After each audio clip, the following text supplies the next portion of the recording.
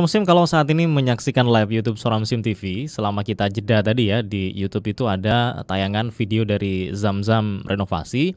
Ada rumah ya yang sudah dibangun, kemudian juga bisa dilihat bagaimana hasil dari pekerjaan Zamzam Renovasi yang mungkin Anda juga belum lihat tadi, silahkan bisa cek di YouTube Suara Musim TV, putar yang rekam waktu kita iklan tadi ya, jeda. Baik, dan pagi hari ini saya bersama dua narasumber dari Zamzam Renovasi. Yang pertama ada Pak Roni Santoso ST, Customer Care Zamzam Renovasi, dan Mas Ahmad Afandi Saputra SM, Tim Digital Marketing Zamzam Renovasi. Kita ngobrol tentang kontraktor atau pemborong konvensional. Mau pilih yang mana ya, dengan berbagai macam untung ruginya. Tadi sudah kita bahas di sesi kedua. Baru pemborong ya, belum yang kontraktor. Nah, kalau kontraktor bagaimana nih, Pak Roni atau Mas Afan? Mungkin saya lanjutkan, Mas Nasir. Untuk dari kontraktor kita flashback sebentar dari pemborong tadi. Tujuan kita memilih menentukan untuk memakai pemborong atau dengan mandor ini kan juga salah satunya untuk menghemat biaya, sehingga ada budget yang lebih rendah bila dibandingkan dengan memakai kontraktor. Pastinya begitu ya, menjadi tujuan masyarakat begitu. Jadi sisi kekurangan, katakan kekurangan dalam tanda petik Mas Nasir, biayanya relatif terkesan lebih tinggi. Kontraktor ini terkesan itu memang terkesan apa benar-benar lebih tinggi? Nah, atau gimana? Ini sebenarnya terkesan lebih tinggi itu bila dibandingkan dengan benefit yang didapat. Nah, artinya begitu. Jadi biaya yang ada itu nanti sudah termasuk, padahal di situ sudah termasuk biaya material, kemudian biaya tenaga pengerjaan, termasuk biaya pengawasan. Dan ada biaya-biaya konsultasi, bahkan sampai desain yang diinkludkan di situ dalam artian benefit yang diberikan. Oh, jadi dengan harga yang lebih tadi itu sudah dapat berbagai macam benefit ini. Betul. Oke. Makanya saya menyebutkan terkesan lebih mahal begitu. Kemudian apalagi kerugiannya? Kerugiannya apakah nanti betul-betul kita bisa menemukan kontraktor yang jujur, yang amanah, yang kredibel begitu, sehingga kita bisa mewujudkan rumah itu sampai selesai sesuai dengan keinginan dan rumah idaman itu terwujud begitu ya. Seperti itu. Itu sisi-sisi kekurangan mungkin yang dipandang masyarakat terhadap kontraktor. Dari sisi-sisi itu ada sisi-sisi yang menguntungkan. Sebenarnya sisi-sisi yang menguntungkan termasuk tadi yang saya sampaikan bahwa di situ sudah termasuk biaya-biaya yang plus-plus tadi, material, desain, begitu kita sudah mendapatkan gambar seperti itu. Dari sisi keuntungannya lain itu adalah biayanya fix. Jadi nggak kayak yang tadi nambah-nambah gitu ya, yang pemborong tadi ya. Betul Mas Nasir, biayanya itu akan fix karena ada RAP yang sudah sesuai dengan keinginan. Artinya sesuai keinginan ini ada gambar yang sudah pada proses desain kita kerjakan. Jadi biaya itu terhitung sesuai dengan desain yang diinginkan dari hasil diskusi desain itu. Kalau pun ada penambahan biaya ini berarti ada perubahan gambar, artinya ada penambahan pekerjaan. Nah ini kan logis, ini wajar kalau seperti itu. Tapi sepanjang tidak berubah gambarnya, biaya ini akan fix, RAP ini akan fix seperti itu. Kemudian pengawasan, kemudian material-material penyediaannya itu sudah kita sediakan, sudah kita tinjau secara kualitas juga. Dan bagaimana menemukan kontraktor yang terkait dengan yang amanah, yang jujur itu bisa ditelusuri. Kalau yang sekarang itu memang era digital itu bisa ditelusuri di webnya. Track recordnya bisa dilihat di situ ya. Pengalamannya gimana, portofolionya seperti itu Mas Nasir. Kemudian mungkin di sosmed juga, di IG ada atau tidak begitu ya. Dan bisa berkunjung ke kantornya. Nah, ini juga menjadi sesuatu yang penting. Nah, gitu. Kalau Zamzam kantornya di mana? Kalau Zamzam misalnya mitra musim, siapa tahu Lebaran mau silaturahimnya sekalian konsultasi, Zamzam Renovasi di mana?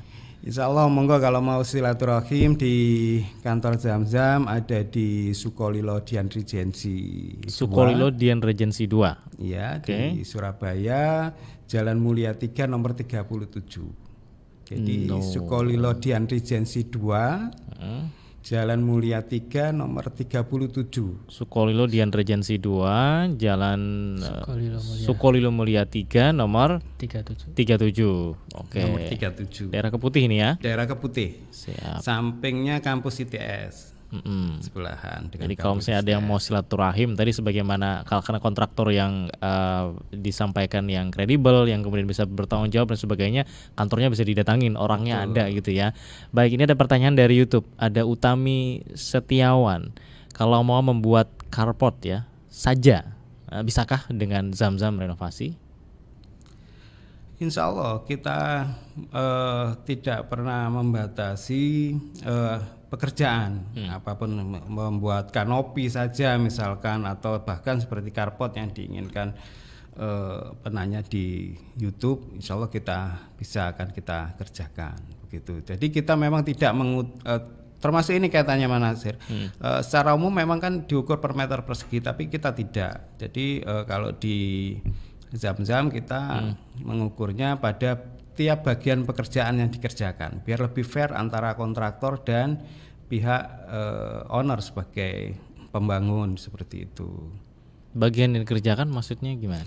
Misalkan bangunan utama dan bangunan teras itu akan berbeda volume materialnya, volume pengerjaannya, seperti itu ya. Kalau pada hitungan per meter persegi itu nanti dihitung secara global, secara keseluruhan sama. Sama. Tapi di kita lebih detail karena porsi di pembangunan teras itu seperti carport kan porsinya tidak sebesar bangunan utama di rumah utamanya, itu juga akan berbeda. Oke, kecuali carportnya mungkin untuk 5 mobil ya, dan rumahnya tentu gede banget gitu. Karena gede banget Mas. Oke, terima kasih Utami Setiawan, Bapak atau Ibu mungkin ya. Kemudian ada Farida Santoso, Assalamualaikum, Zamzam Renovasi yang amanah insya Allah akan mendunia dan berkembang sangat besar. Amin. Terima kasih doanya.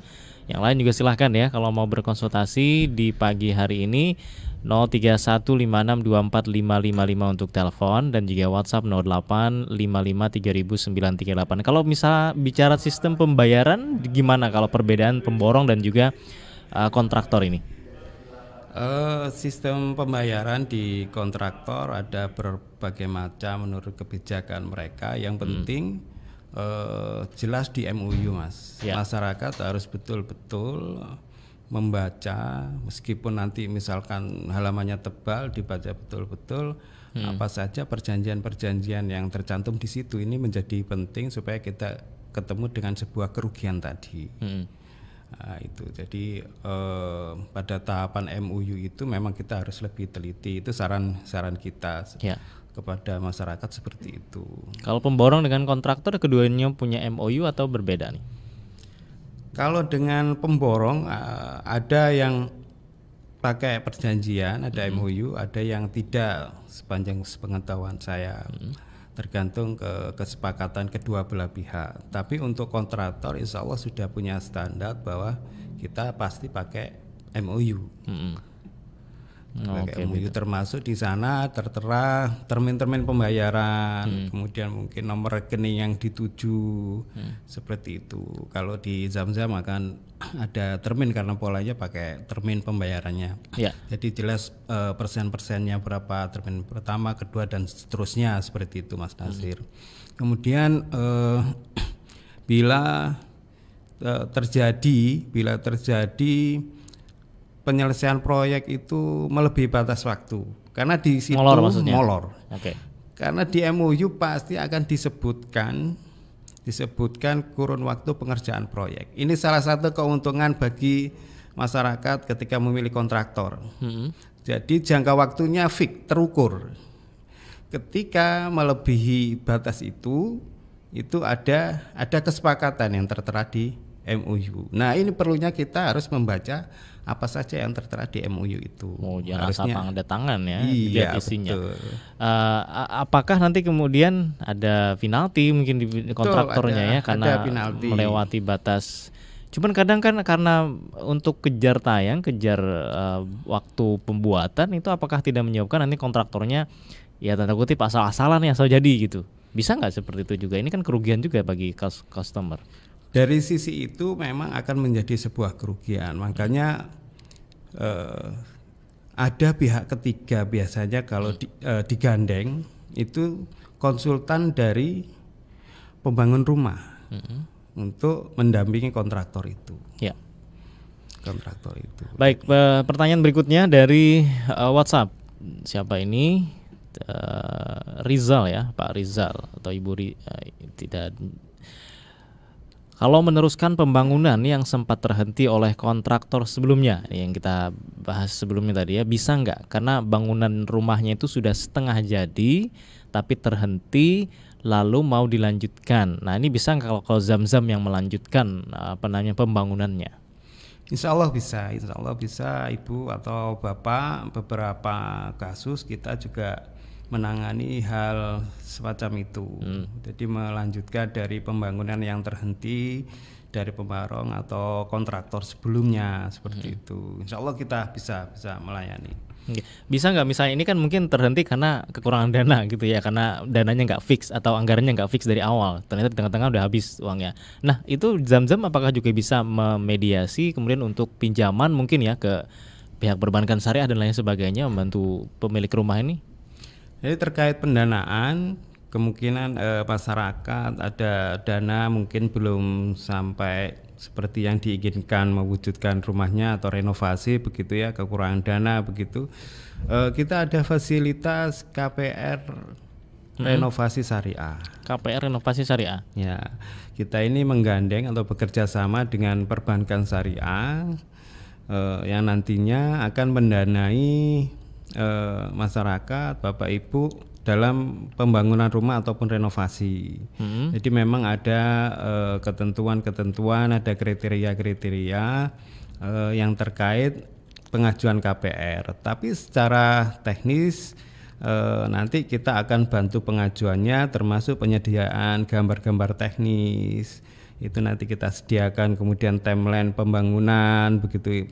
Pihak perbankan membutuhkan itu dan itu nanti insya Allah kita support di sana. Bagi yang misalnya mungkin tidak pernah melakukan itu ya, atau aksesnya tidak bisa, ini dibantu atau disupport oleh Zamzam Renovasi.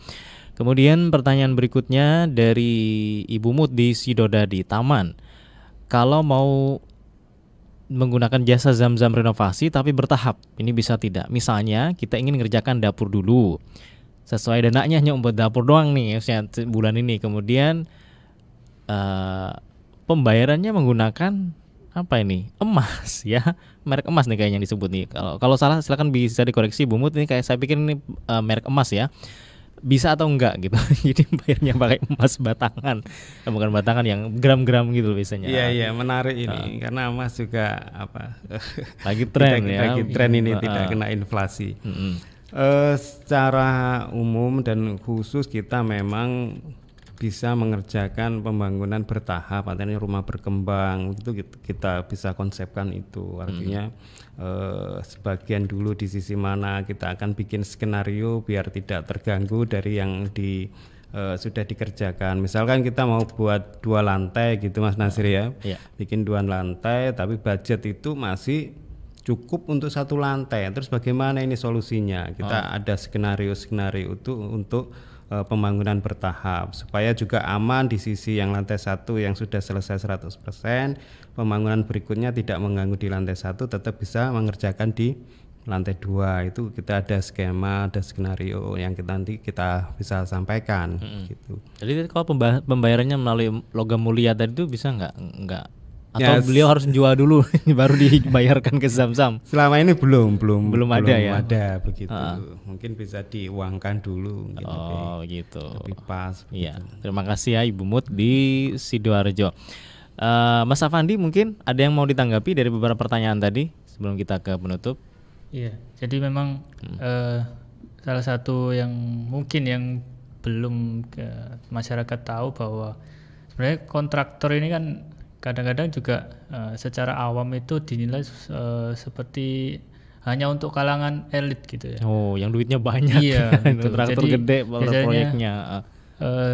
Itu kan biasanya digandengkan sama developer yang misalkan biasanya itu membangun sebuah perumahan yang sudah terkonsep itu. Padahal sebenarnya kontraktor itu juga banyak jenisnya, dan ya seperti Zamzam ini kan memang lebih ke arah kontraktor yang memang menangani langsung customer yang perumahan ataupun yang perorangan gitu ya. Jadi artinya bahwa pandangan kontraktor itu tidak melulu kalangan menengah ke atas gitu. Atau skopnya gede gitu ya, besar ya. Jadi kita bisa melihat dari sisi yang lebih sederhana gitu. Jadi para customer itu yang mungkin menengah ke bawah itu ataupun menengah itu bisa kalau kita mau memahami itu sendiri. Kebetulan juga saya yang pegang sosial medianya di Zamzam, Mitra Muslim juga bisa mengecek itu seperti apa bagian rumah-rumah yang sudah kita bangun. Terus saya juga kebetulan bagian dari yang mengedukasi juga di sosial media itu. Jadi tidak hanya sebatas menampilkan portofolio, tapi juga kita juga mengedukasi apa-apa yang misalkan terkait bangunan itu sendiri gitu. Jadi bisa Mitra Muslim mengecek sosial media kita. Ini kalau misalnya saya lihat Mitra Muslimnya di Zamzam Renovasi, ada satu posting tentang serba-serbi penggunaan atap skylight ya. Nah, ini apa maksud atap skylight, nggak paham, itu bisa dicek di sini. Nanti pembangunannya seperti apa dan lain-lain. Ini ada beberapa selain progres dari proyek yang dikerjakan juga ada edukasinya ya. Iya, benar. Jadi itu bagian dari nilai yang bisa kita berikan, bukan hanya sekedar kita menampilkan portofolio, tapi juga kita memberikan edukasi. Betul-betul. Apakah mungkin bisa juga di situ Mitra Muslim yang awalnya nggak terfikirkan untuk renovasi, ketika melihat oh ternyata ada yang seperti ini, misalkan ada yang desain yang tanpa sekat ataupun yang ada balkonnya misalkan, akhirnya terinspirasi dan mau menggunakan itu juga. Ini ada macam-macam pengganti AC untuk indoor. Yang lagi ramai mezanin ya. Kegunaannya seperti apa? Silakan Mitra Muslim langsung cek ya ke Zamzam Renovasi di Instagramnya, karena waktu kita sudah selesai untuk diskusi pagi hari ini. Pak Roni terima kasih. Sama-sama. Mas Afandi juga terima kasih. Tadi beberapa Mitra Muslim yang sudah bertanya, saya sudah kirimkan ya nomor WhatsApp dari Zamzam Renovasi. Mungkin yang baru bergabung Mitra Muslim, Anda bisa menghubungi Zamzam Renovasi di nomor WhatsApp 081135400707 atau tadi di website zamzamrenovasi.com dan juga Instagram @zamzamrenovasi dan YouTube Zamzam Renovasi. Insya Allah setiap Senin kita talkshow di Radio Suara Muslim jam 8 sampai jam 7. Terima kasih kedua narasumber, semoga sehat selalu dan assalamualaikum. Waalaikumsalam warahmatullahi wabarakatuh. Dan terima kasih juga Mitra Muslim Anda yang bersama kami dalam tamu kita pagi hari ini dari pukul 7 ya sampai 8 dan juga 9. Saya Muhammad Nasir dan segenap mitra siar yang bertugas, produser sekaligus gatekeeper Elsa Khairunisa, videografer Edi Haryanto, pengendali siar di Suara Muslim Lumajang Kiki Rizkyani, dan di Suara Muslim Tuban Mahfud Manaf, Anwar Fuadi di Samar FM Tulung Agung pamit dari ruang dengar Anda. Subhanakallahumma bihamdika asyhadu an la ilaha illa anta astaghfiruka wa atubu ilaik. Maha suci Engkau ya Allah dan segala puji bagimu. Kami bersaksi tiada Tuhan yang berhak diibadahi selain Engkau. Kami mohon ampun dan bertaubat kepadamu. Assalamualaikum warahmatullahi wabarakatuh.